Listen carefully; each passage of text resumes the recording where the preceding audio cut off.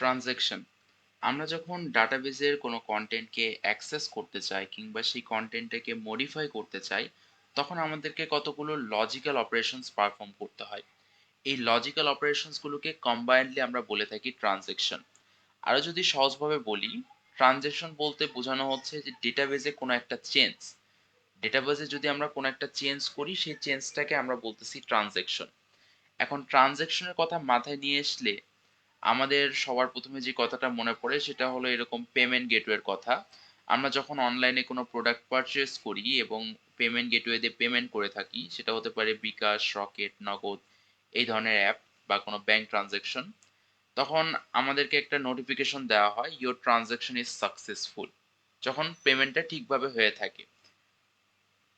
তো এইখানে যে ধরনের ট্রান্সেকশন ঘটে থাকে সেটা হলো মানিটারি ট্রান্সেকশন। ট্রান্সেকশনটা যে শুধুমাত্র টাকা-পয়সার বেলায় হইতে হবে তা কিন্তু না। ডাটাবেজে যেকোনো ধরনের চেঞ্জকে আমরা এখানে ট্রান্সেকশন বলবো। বাট বেশিরভাগ ক্ষেত্রে ট্রান্সেকশন বলতে এই ধরনের মানিটারি ট্রান্সেকশন মানে টাকা সম্বন্ধীয় যে ট্রান্সেকশন গুলো সেগুলো বোঝানো হয়ে থাকে। অথবা আমরা চিন্তা করতে পারি এটিএম বুথ থেকে টাকা উইথড্রয়াল এর যে ঘটনাটা সেটা। আমরা যখন এটিএম বুথে যাই আমরা কি করি? আমরা আমাদের কার্ডটাকে মেশিনে ইনসার্ট করিয়ে দিই। মেশিন দেন সার্ভারকে রিকোয়েস্ট করে এই কার্ডের ডাটা ফেচ করার জন্য। মেশিন যখন কার্ডের ডেটা পেয়ে যায় তখন অ্যালাউ করে যে ইউজারকে পিন দিতে হবে। ইউজার পিন দিয়ে দিল। পিন দিয়ে দেওয়ার পরে আমাদের মেনুটা চলে আসে। সেই মেনুর মধ্যে আমরা সিলেক্ট করি সেভিংস অ্যাকাউন্ট অথবা current account. Usually savings account select করা হয়। দেন সেভিংস অ্যাকাউন্টের পরে আমাদেরকে বলা হয় যে কত অ্যামাউন্ট আমরা উইথড্র করতে চাই, সেই অ্যামাউন্টটা আমরা বসায় দিই। বসায় দেওয়ার পরে যখন আমরা কনফার্ম করি তখন আমাদের টাকাটা বুথ থেকে বের হয়ে আসে।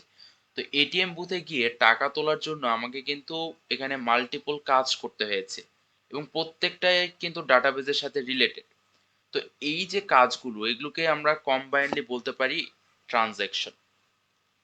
এখন ট্রানজ্যাকশনে মূলত এখানে ২ টা জিনিস হয়ে থাকে আমরা বুঝতে পারতেছি। একটা জিনিস যেটাকে আমরা বলতেছি রিড, তার মানে আমরা যখন কার্ডটা এটিএম বুথে ইনসার্ট করাইলাম, মেশিন আমাদের কার্ডের ডাটাটা কিন্তু ডাটাবেস থেকে রিড করলো।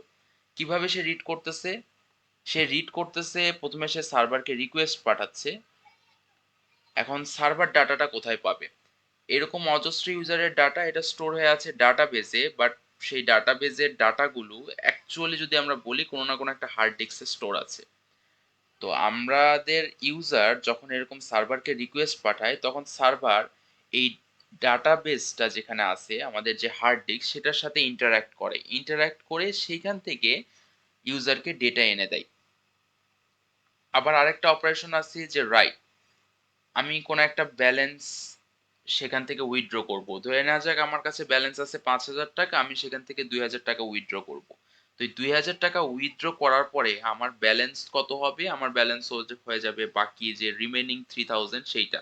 তো এই যে লজিক্যাল অপারেশনটা, অ্যারিথমেটিক অপারেশনটা, এই ধরনের অপারেশনসকে আমরা বলে থাকি রাইট। পরের ভিডিওতে আমরা ট্রান্সেকশনের বিভিন্ন ধরনের অপারেশন নিয়ে আলোচনা করব। বাট মূলত এখানে অপারেশন ২ ধরনের রিড এবং রাইট আমরা সবগুলোকেই বিস্তারিতভাবে কভার করব নেক্সট ভিডিওতে।